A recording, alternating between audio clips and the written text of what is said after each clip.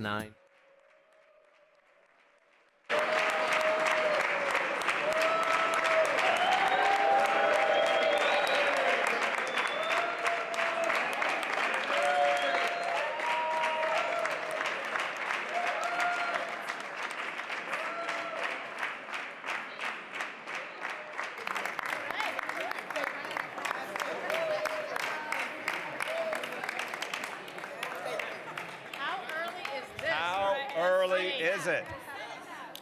How early is it? We are going to address that topic in just a moment, Speaker.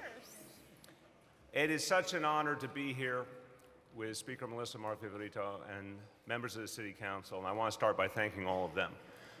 This partnership has grown over 2.5 years. It started strong and it has gotten stronger. The collegiality, the respect, the communication have deepened. And that is part of why we have such an early agreement this year. We all see things in many of the same ways. We work through issues very productively, and we recognize that the people of this city want to see us find a way forward and address the realities of our neighborhoods. And so this budget is a real achievement in terms of the things it'll do for the people of New York City, but also because it represents government that's cooperative and productive and respectful. The dollar figure of this budget, $82.1 billion. This budget will be obviously finalized at adoption. The Speaker will speak to that timeline, but the final number will be $82.1 billion. And this budget clearly continues the work we've all done together over 2.5 years of lifting up New Yorkers and addressing the issues of inequality head on. There's a lot in here that will help us continue those crucial efforts. Now, the work that's been done by the council members, their staffs, the council finance staff, OMB, tremendous amount of work went into this, including a constant effort to find savings and offsets. And that is evident in the final product as well. That is constant work. There's been a real imperative of fiscal responsibility on both sides of this hall, and that will be reflected in the final product. Let me just give you a couple of key points before I introduce the Speaker and the Finance Chair.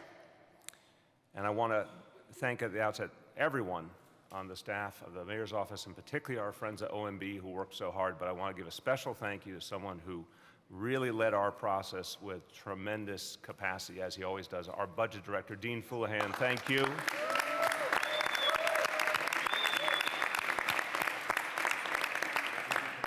Dean Fullahan, you are the most progressive and best-dressed Budget Director in America. Okay? You have both those titles. We, the Council, the Mayor's Office, we believe in budgets that are responsible, that are honest, and that are progressive. And we believe this budget meets those criteria.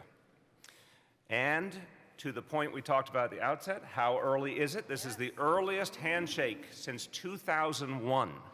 June of 2001.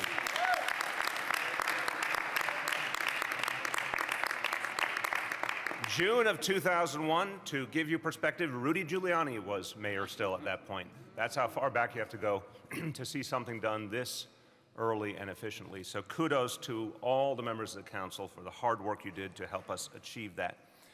Now, sound fiscal management, as I said, this is one of the key points of this budget. We're adding to our citywide savings program, which already saves $2.3 billion across fiscal 16 and 17. It was already, at the time of the executive budget, that $2.3 billion was already the largest savings program in the last 5 years in this city. With the partnership of the council, we are adding another approximately $440 million in savings over the next 2 years. And we are deepening our reserves, and I want to give real credit to the City Council on this point. The Speaker will go into greater detail, but council members believed it was a priority to add to our reserves. And I want to thank them for that focus on our future, on protecting the work we do for our constituents.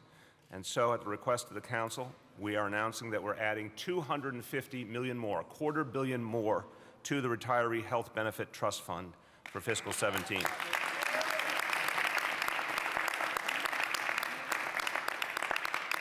So $250 million more on top of the $250 million we added in at the time of the executive. This brings the Retiree Health Benefit Trust Fund to the largest amount ever, $3.9 billion, the largest in the city's history.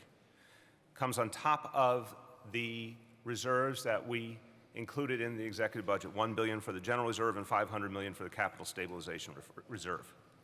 Now, I'm just going to say a couple of quick things before I turn to the speaker and the finance chair. I want to highlight three particular things that are notable in this budget we're proud of. I've said from the beginning of this administration values our cultural institutions, and I want to say this very carefully, large and small, those based in the great borough of Manhattan and those based in 4 other great boroughs, those that represent the historic majority culture and those that represent all the other great cultures of our city. That we wanted to see our cultural institutions flourish, but in a way that was inclusive. I have to thank our cultural institutions because they have taken on that challenge, that commitment deeply. It started with IDNYC, and our cultural institutions took that and ran with it to the tune now of over 800,000 New Yorkers who have IDNYC and thousands of new members of cultural organizations who will be long-term members. But I have to tell you, we believed that if we could see that increased commitment towards inclusion, it was time to invest.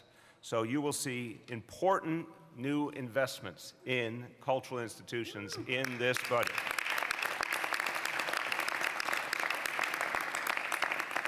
And they cleverly gave me examples like the Bronx Museum of the Arts or the Brooklyn Botanic Garden or the Staten Island Zoo to emphasize that this is a 5-borough inclusive, well, you know, they didn't give me all the examples.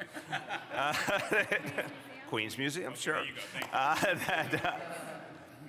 And it's the kind of investments that will help these institutions do their work, but also expand and do what they've been doing a great job at, which is bringing our young people in, and particularly our public school students in. We are very excited about that. What will that mean for the cultural institutions? Now, speaking about our young people, though, I want to be very, very clear. City Council, really early on in this budget process, I want to give everyone a great compliment for clarity of communication. I was receiving your message. From the very beginning of this process, it was clear the City Council believed in deepening our commitment to summer youth employment. And this was...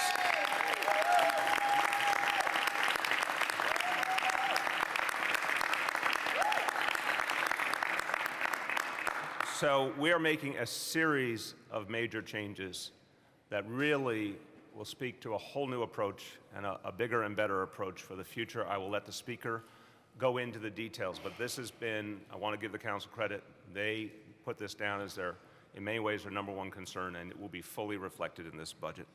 And then third, the council was very focused on one of the most important parts of keeping the city safe, which is helping our district attorneys.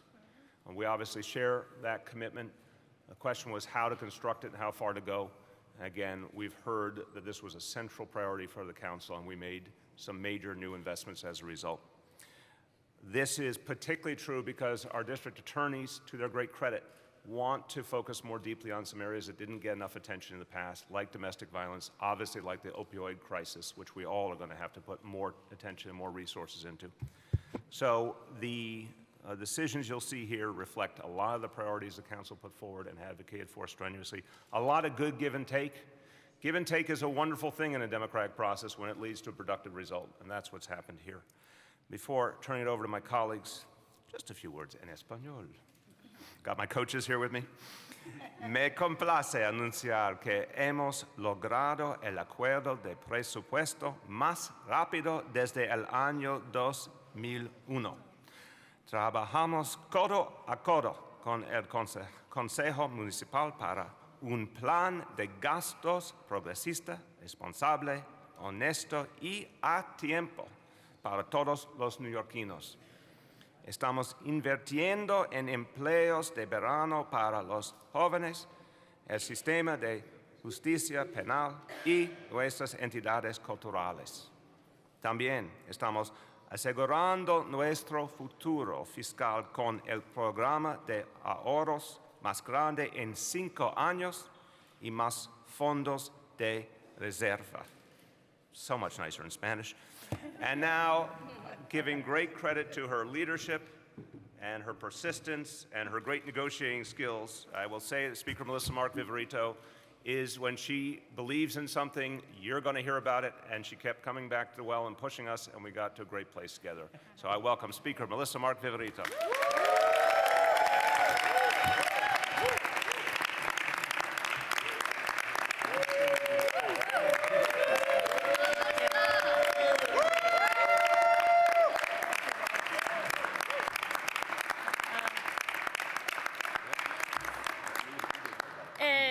So, gracias, alcalde. Thank you, Mr. Mayor.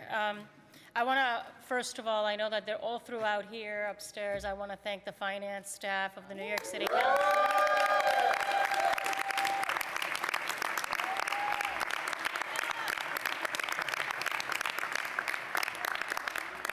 So, LaTanya McKinney.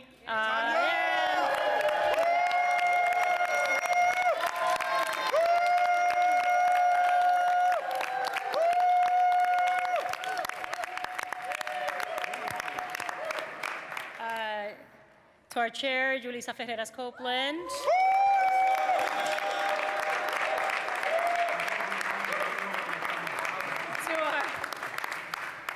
To our budget negotiation team and the City Council.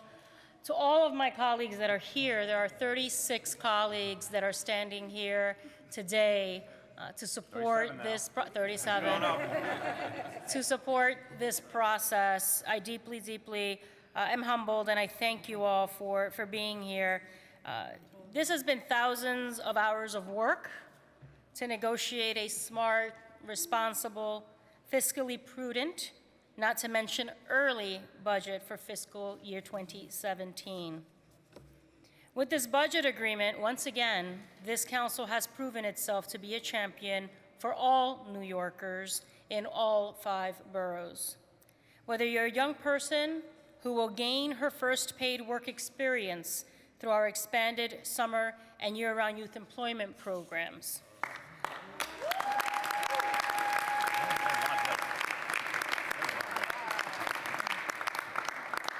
Whether you are an undocumented New Yorker who will have access to free, comprehensive legal assistance and adult literacy services.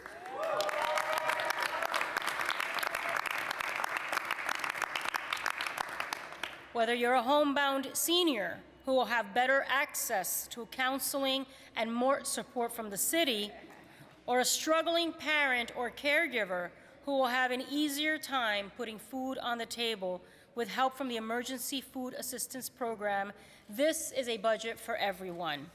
We are investing in jobs, we are investing in youth, and above all else, we are investing in you, New Yorkers, and we are investing in our future.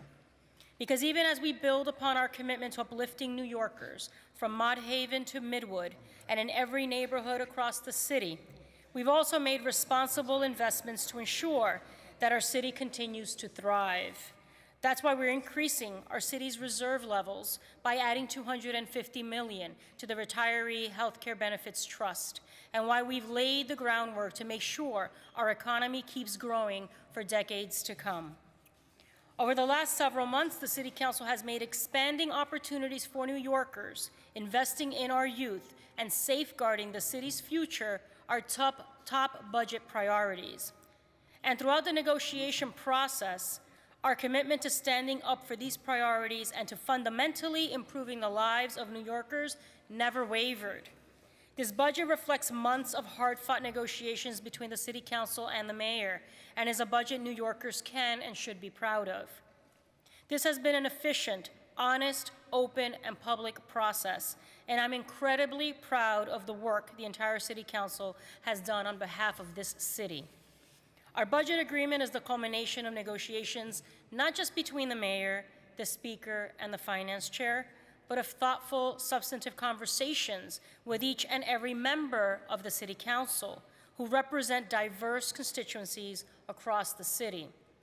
We made this the most transparent budget in the Council's history by engaging more New Yorkers than ever before. We made it easier for people to make their voices heard by encouraging those who are unable to attend our hearings to email their testimony and to tweet their questions to @NYC Council. And for the first time ever, and you can still tweet even now, feel free. And for the first time ever, we held standalone budget hearings to examine the budgetary needs of the Office of Immigrant Affairs and our newly created Department of Veterans Affairs. We devised real fiscal solutions, tackled tough questions head-on, and put an end to the budget dance once and for all. Today, we are sending a clear message to New York City's next generation that we care about our city's youth and that we are dedicated to ensuring they have the resources they need to become educated, engaged, and well-rounded citizens. Thanks to this City Council, we're making an unprecedented permanent investment in our city's youth. Our $100 million commitment isn't just going towards tens of thousands of youth jobs. These funds will also make sure young women and at-risk youth have access to structured, positive programs, including summer programs for 26,000 middle school students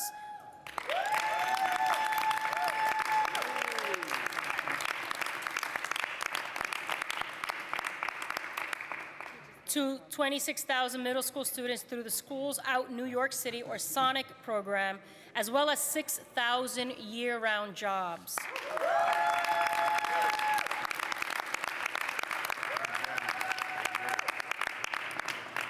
When we invest in young people, we are investing in our future. Providing youth, especially those who are disenfranchised, with their first paid job experience can be a life-changing experience. We have a little unruliness going on back here. I know it is. I'm like, we're back in the council, Mr. Mayor, right? You better call us to order. Call us to order. It's like, wait. That's why he misses being in the council, I can tell. That's why not only are we securing 60,000 summer youth employment jobs and 6,000 year-round jobs,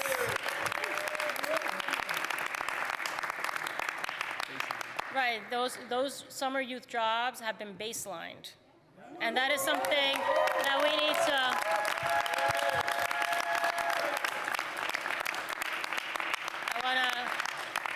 I want to thank the mayor. We fought hard on this one, but that is really, really an important one. He's committed to it. We're going to move forward, and really excited about that. We're also prioritizing our most high-need young people by launching a joint task force to assess the needs and effectiveness of our youth job readiness programs, with the ultimate goal of fully meeting the need for summer youth jobs. Yeah.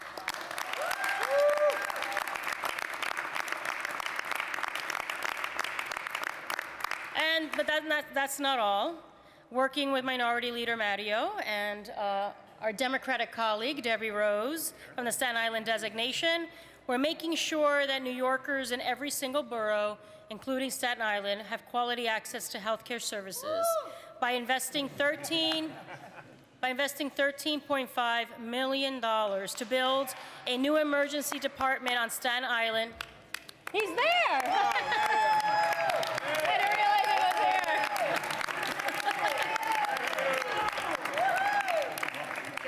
Investing $13.5 million to build a new emergency department on Staten Island at the Richmond University Medical Center. We're also increasing funding for cultural organizations, as the mayor has indicated, by $10 million, something which is important to this entire council. And not only are we increasing our investment in New York City's public libraries, working with the administration, we've secured a total of $43 million in baseline funding to permanently maintain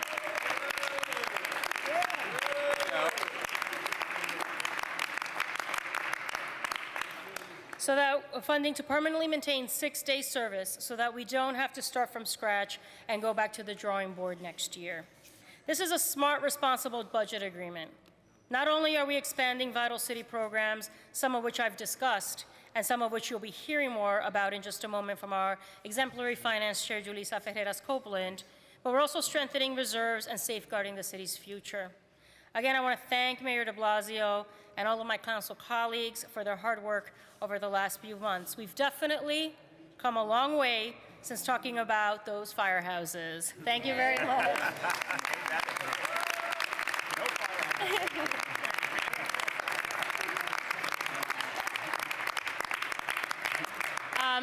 I'll say a few words in Spanish. Con este acuerdo sobre el presupuesto, una vez más, este Consejo Municipal ha aprobado ser un campeón para todos los neoyorquinos en los 5 condados. Estamos invirtiendo en trabajos, estamos invirtiendo en la juventud y sobre todo estamos invirtiendo en los neoyorquinos y estamos invirtiendo en nuestro futuro. Hoy enviamos un mensaje contundente a la próxima generación de que confiamos en nuestra juventud y que estamos comprometidos en asegurar que tengan los recursos para convertirse en ciudadanos educados y de bien. Nuestro compromiso de 100 millones va a crear decenas de miles de empleos para la juventud, así como ayudar que mujeres jóvenes tengan acceso a programas tales como empleos de verano y durante todo el año. Cuando invertimos en nuestros jóvenes, también invertimos en nuestro futuro. No tan solo estamos asegurando 60,000 empleos de verano para jóvenes, pero también 6,000 empleos durante todo el año. Este es un acuerdo de presupuesto que es responsable y que expande programas vitales en la ciudad. Con este acuerdo fortalecemos las reservas de la ciudad y aseguramos nuestro futuro. So with that, again, thank you, Mr. Mayor. Thank you to my colleagues. And I will now ask our Chair of Finance, Julissa Ferreras Copeland, to say a few words.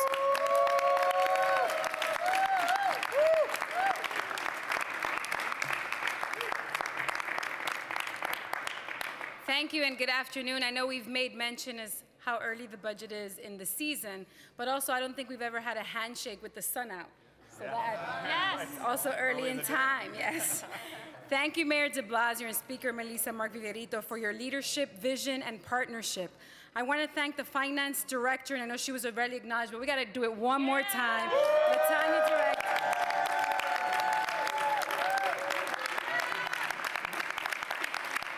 The entire Finance Division, thank you to the Council Budget Negotiating Team, our delegation chairs, and all the council members.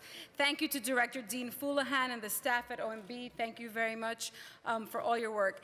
As alluded to by the first ever female presidential nominee last night,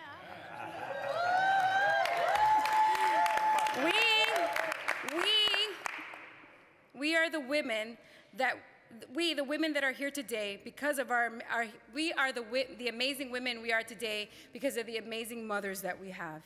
In the case of this budget, Melissa, Latanya, and I have received constant support and encouragement from our respective matriarchs, one in Puerto Rico, one in California, and mine right here in East Elmhurst, who takes care of my son. I want to acknowledge all those strong women who have been supportive of us, but also we cannot forget that this room still has 3 amazing women.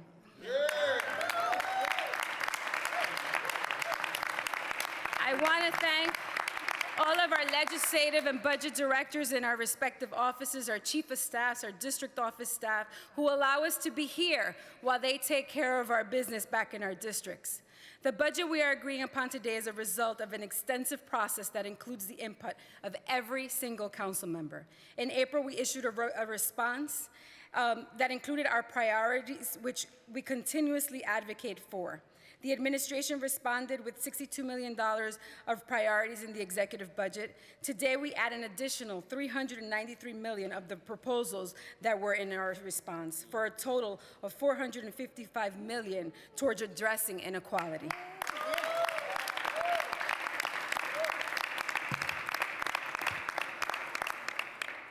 We have examined all aspects of the city's spending plan and considered the administration's and the council's priorities. We have sat through hours of executive budget hearings to discuss details on the spending plan. We have heard from advocates from across the spectrum about why different aspects of the budget are so important to our communities.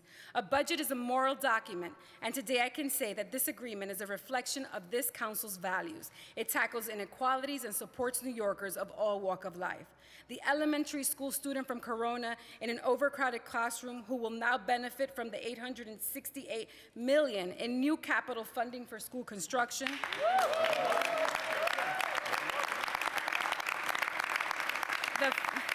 The firefighters who will be able to walk into a renovated firehouse thanks to $41 million in new funding. The immigrant mother who will be able to ace her job interview thanks to $12 million in adult literacy funding. And the family who can send their child to a Beacon program thanks to $5.6 million in new support for these vital programs. I am particularly proud of the agreement today because of the programs that have been baselined. Baselining allows us to plan for the future. It brings stability to our city's nonprofits, and we all agree that it is very important. A total of $83.3 million has been baselined for summer youth employment, case management for seniors, libraries, and new funding for our DAs. All right. Yes.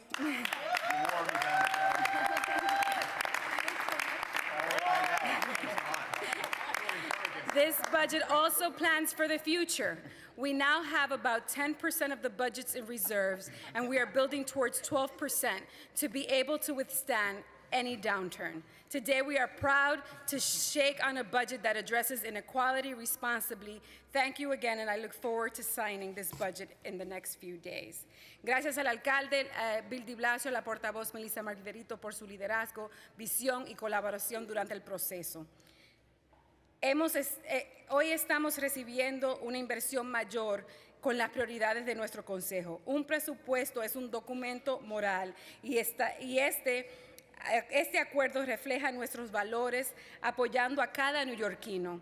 Estoy orgullosa de nuevas inversiones como 12 millones para clases de inglés para nuestros adultos, una inversión de $100 millones en nuestros jóvenes. También estamos invirtiendo en nuestras bibliotecas, ambulancias, nuestros parques y mucho más. Es un honor de estar en esta posición. Muchísimas gracias. Thank you.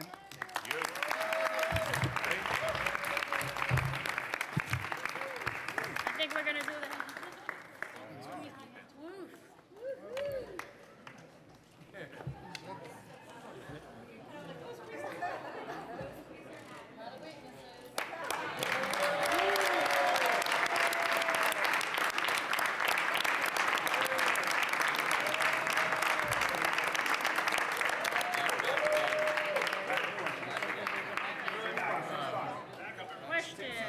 Back up. Here we go. Here we go. Yes. Savings, $440 million in savings, and you said that was spread out over 2 years. Can you give us some examples of what are these savings? Mr. Houlihan, join us. Wait, come here first.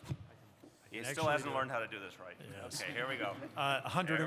140 million of that is debt service savings, which are both in interest assumptions and refinancings.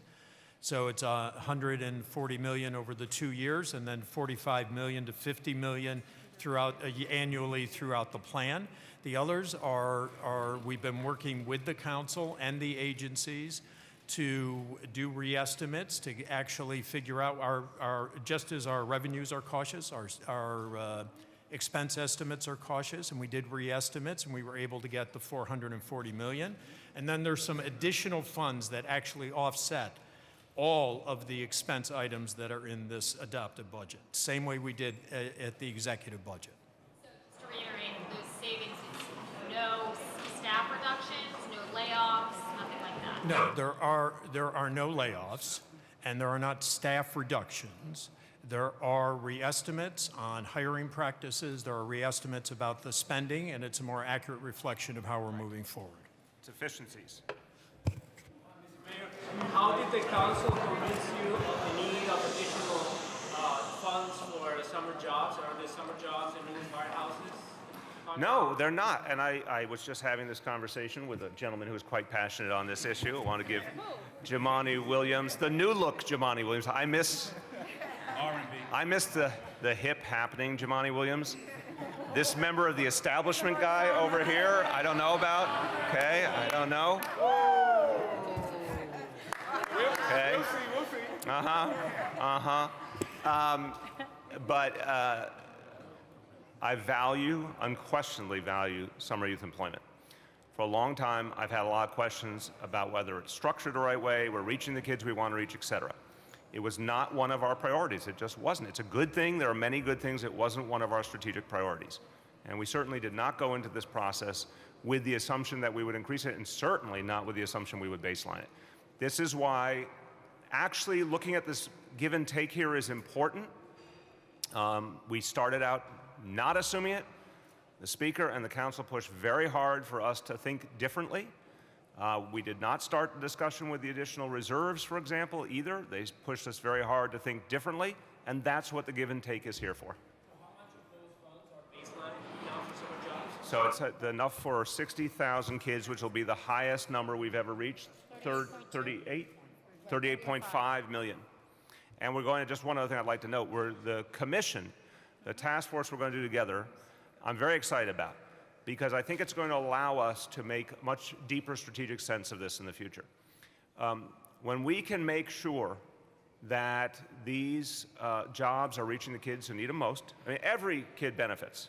And I obviously want to see kids in every neighborhood benefit. But I have to first make sure, from my point of view, and this will be a collegial effort, that we're reaching the kids for whom a summer job would have the biggest impact on helping them forward. When we figure that out, and how to do it most effectively, and how to recruit most effectively, that number could easily grow. I think there's a very good chance we'll see consistent growth in that number over the coming years, and we're ready to work with the council and through that task force to determine what the right number is. I think we'll have better rules, a better approach, more data, and then that program can grow. But I absolutely can tell you with assurance, it was not our intention to baseline it for this year at its all-time highest level. That was a result of the council putting that demand on the table. Please, please. Hold on, I can do this. There we go. Just quickly, because I think that the task force is really important, the joint task force that's going to result out of this. So, you know, many of us have had experience with SYP over the years. This has been a program that's been in decades in the city of New York, and we haven't really seen an extensive evaluation done on how do we bring that program right into the 21st century. So this is a tight time frame that we're looking to do, which is basically within the next 6 months. We're hoping that we're going to have some recommendations that this task force will have produced, and that we can take that into account as we start developing the next preliminary budget and the next executive budget, so fiscal year 18. So this is really something that we're committed to, and I'm glad that we're partnering with the admin to make sure that happens. Yes. Thanks. Mr. Mayor, I haven't had a chance, obviously, to look at the nitty-gritty of the numbers here, but in your proposed budget, there was about $150 million new spending. So I'm not sure if that's the same ballpark at this point, but how much of that spending is recurring? And given that the city has increased its payroll expenses in recent years, for example, is the city adding enough to the reserves to keep up with that? Yeah. The decisions we made in the preliminary and the executive budget were about investing in the needs of the people of the city.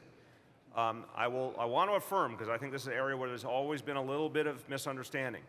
The number reflects federal money that comes to us for Sandy, which is a big number. That shows up in this budget. It showed up in the last budget. In the next few years, that will stop happening. At some point, you're going to see a major piece of funding fall away because the money will have been exhausted, and that will change our budget in that manner.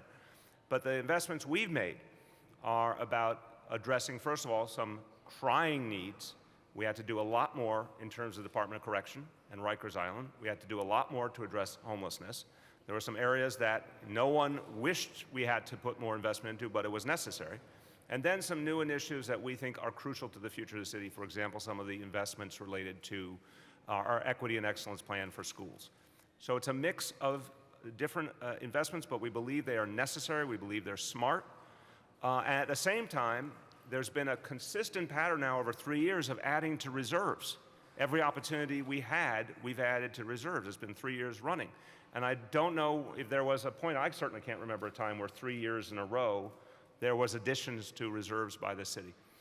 This is a very, very healthy reserve number right now. I think we're in good shape to withstand challenges. One other point, everyone's seen recent economic news.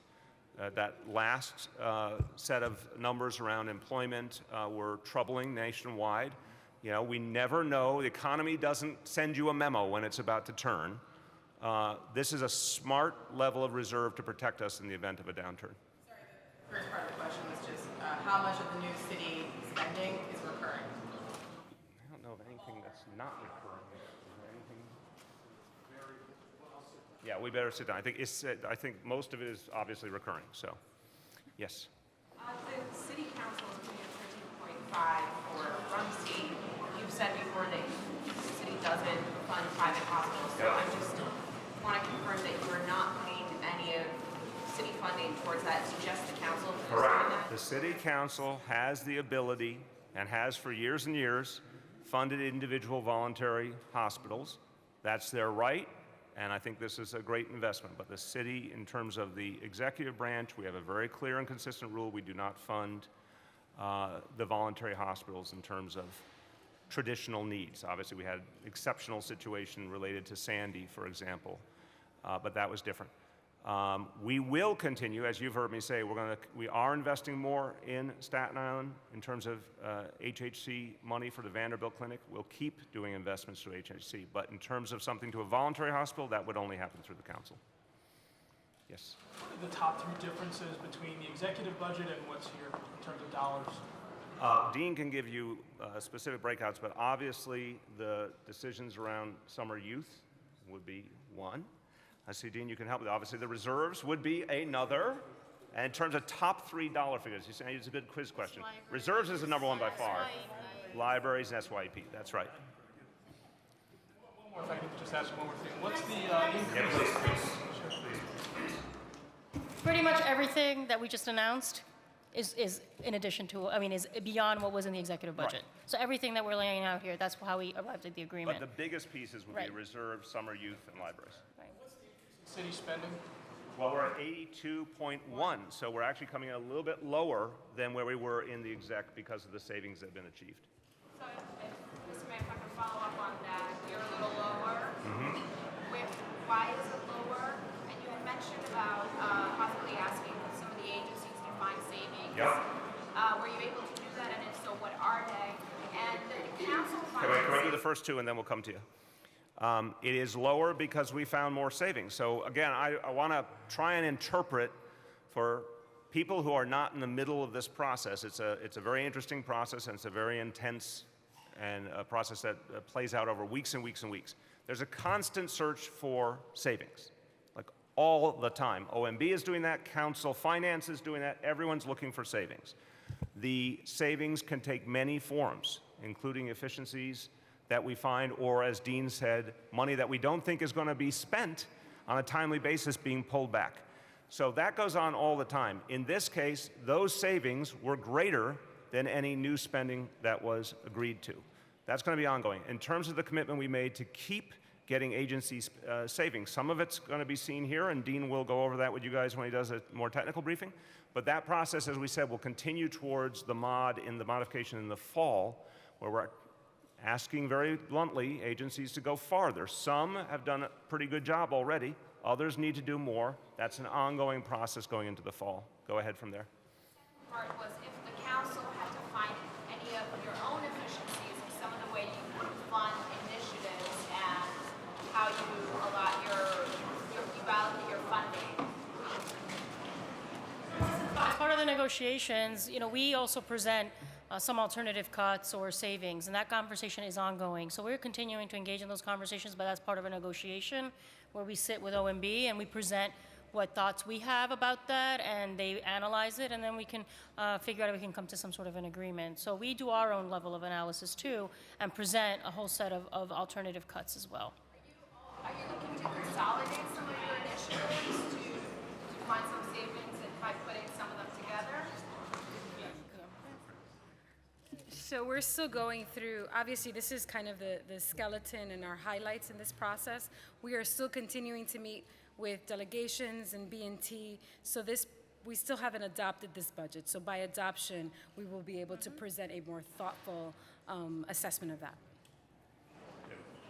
Speaker, when the mayor presented his executive budget, you said you criticized the plan for closing the operating gap with health and hospitals, saying that it relied too much on state and federal funds that were not assured. Is there any change in this handshake budget? That definitely is ongoing conversations. The H&H plan, Health and Hospitals plan, is something that we're going to do oversight, and we've already had some initial conversations, and there's a lot of work to be done in that area. So some of those concerns are still ones that we are engaging in thorough conversations.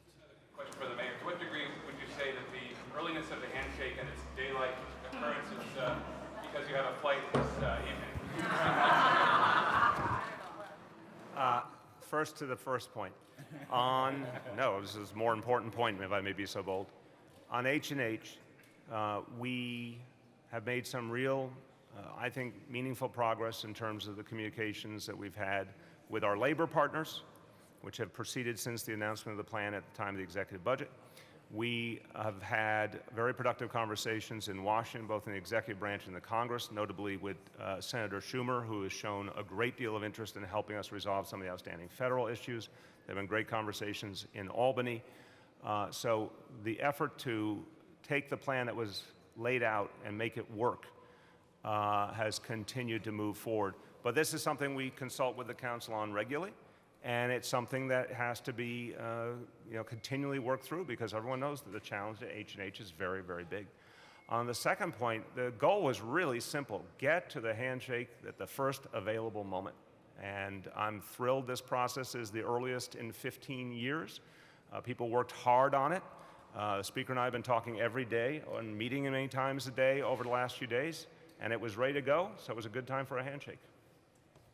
Mayor, you had made an offer to the City Board of Elections, $20 million with some strings attached. Yep. It's not something that's highlighted here, Nope. so if you could talk a little bit about what happened in those conversations, Yeah. and given the fact that there's an election in about 3 weeks, Yep. what assurances do you give New Yorkers that it will go better this time? That's a very good question. The operating money is there. I can assure New Yorkers of that the Board of Elections has the resources it needs to run an election effectively. But I cannot guarantee New Yorkers that they're going to have the experience that they deserve to have. And that is why we offered $20 million, but only if a series of reforms would be undertaken. To date, the Board of Elections has not agreed to that. Now, that discussion's not over, to be fair.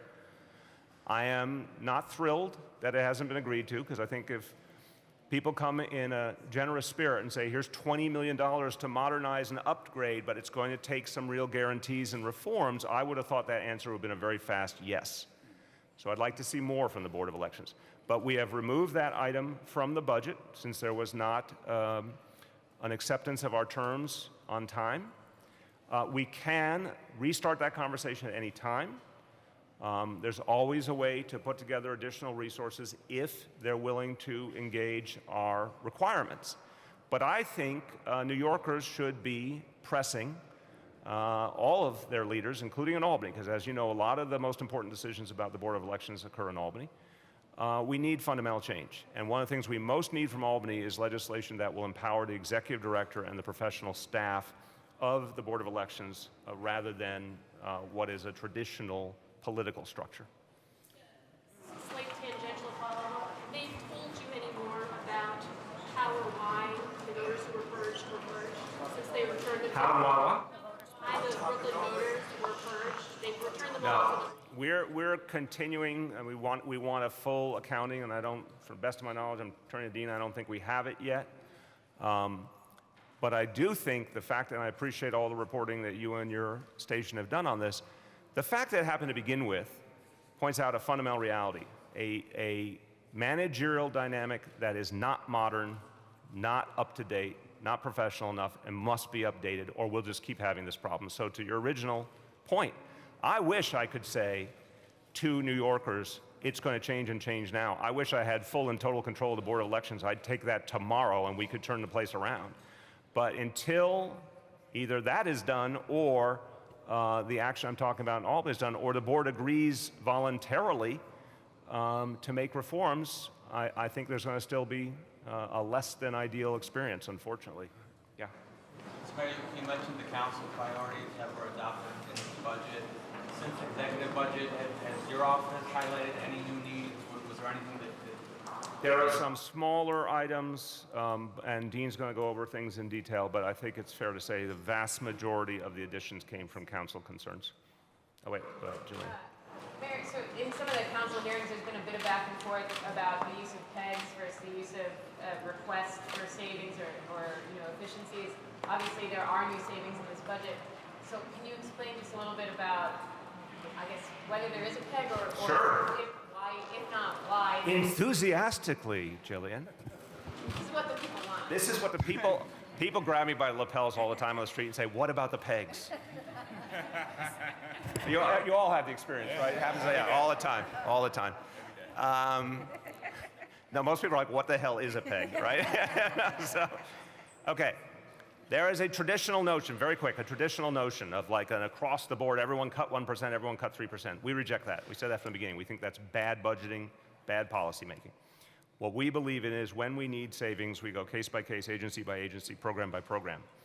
As Dean has pointed out very eloquently over time, some of the best savings are achieved by things like recognizing money that's not going to be spent, bringing it back, and saying to people, we're not playing around, and you're not spending that money effectively, we're taking it back. Or finding ways to, on debt service to find savings, or other efficiencies. We're doing an ongoing effort to figure out if there's initiatives, programs we don't think are effective, and those could be pulled back, but that's going to be agency by agency. But the biggest piece of the equation is the healthcare savings, which started in the labor deals in 2014. But that's, the PEG question gets asked a lot. The real action here is, for years, this city didn't make progress on healthcare costs. They just kept ballooning. This is the first time we've changed that trajectory, and we believe it can change a lot more. So if you're talking about real money, the big money is in deepening healthcare savings, but we're going to constantly look for ways to also reduce agency expenses. And the council's been very aggressive on this point with us, and sometimes they find an opportunity, sometimes we do. And then the last point of the equation is, when you take resources that you have and you put them in reserve, that's like the mirror image. It's great to find cuts, but it's also crucial to put savings in that lockbox that will protect it. And that's where, again, the council deserves a lot of credit for pushing for even more. Yes, okay, wait, someone who hasn't had a chance first, hold on. You haven't had a chance. The preliminary budget, you had discussed What we did at the executive, we announced the HHC proposal. Yeah, very, very detailed. Okay, so over here, maybe I'll see if I make a few more. Let me get everyone who hasn't had a chance. Thank you. Mr. Mayor, this is the second or third year in a row that you've contrasted your process to the budget dance in the previous administration. In what way is that still a relevant and significant distinction when, your administration also goes through a set of what some people would say are kind of a charade of like pushback and offers and counter offers. What's really the difference? Well, look, I think there's a stark difference, and I think the speaker said it best with the firehouses. It was a part of our lives when I was in the council that, the firehouse is going to be closed. And by the way, the first time it actually happened, which is another interesting part of the equation. So, you thought it was a charade a lot of the time, but you couldn't be 100% sure. Tons of time and energy were put into it, and it was done on purpose to draw time and energy towards a falsehood. And the same one, more than 1 year, I think we had vast teacher layoffs put on the table. You'd like to think, that's just a feint, but you're never sure.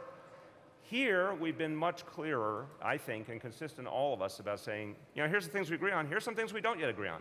As I said, we did not propose additional reserve money, and it wasn't where we were going to go until it became a council priority. We were not going to baseline libraries or SYP. That was not the plan, and that was part of a give and take. So I think it is very different. Yeah. Mr. Mayor, the controller says he recommends a 12 to 18% budget cushion, and I think it was said that this is at about 10.5. Do you have concerns? 12, he's giving us the minimum of what. Yeah, we have always had a respectful difference both on how we're counting reserves and what we think is necessary. This is unprecedented level of reserve. It's as simple as that. It's the highest number we've ever had. It's the highest in the health benefit fund. We think it's a very strong number, and I thank the council for adding to it. That's a long number, though, not a percentage of expense. Again, I respect what by the way, if there's someone you'd want to be talking about reserves a lot, it would be a comptroller. But we think This is a very strong number and a very strong percentage, and we certainly think it compares very favorably to the past. Yeah. A lot of the new funding that you've added this year to fight the drug epidemic has been for enforcement, like today with the DA's office, or naloxone, for example. But very little has been put towards actual prevention, and the special narcotics prosecutor said a couple weeks ago that without more prevention funding, it's basically like shoveling sand. Like drug addicts will go to parties with naloxone just so that they won't OD. Well, I have a lot of respect for the special prosecutor. I would look at it differently, though. This is the beginning of what's going to be a sustained response on this issue. We are all, I think, public policy people all over this country are trying to come to grips with the totality of this crisis. The thing we have to do immediately is address the most serious elements of the crisis. That's why the work being done by the DAs and the police to disrupt the flow of illegal drugs and the dealers, to make sure that where we can protect people with naloxone, we are there. The work we're doing I think the improvement of the prosecutions is going to have a big role in it, and I thank the council for that focus. The work we're doing to also make more treatment available, which is a different question, prevention, but it is a crucial part of the equation to increase the amount of treatment slots available. We are investing, as you know, on Staten Island in the early education programs in the 5th grade.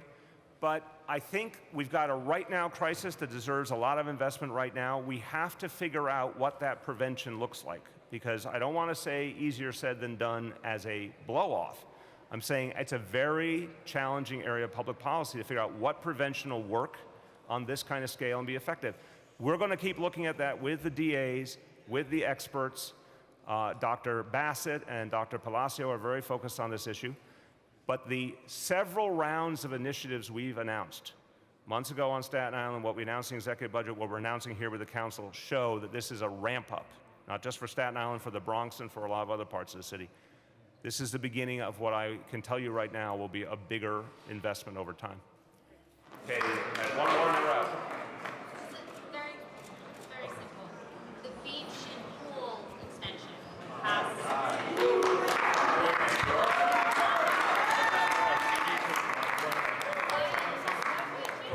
What's that? Do you want to do it or do you want me to? I don't know the details. We don't have the, we can probably get that to you. What do you want to know? Yeah, we can get that to you. All beaches and pools 1 week past Labor Day. Yeah. Thank you, Mark. That's what I thought, but I like having an expert. All beaches, all pools, 1 week past Labor Day. All of them. All of them. Thanks, everyone.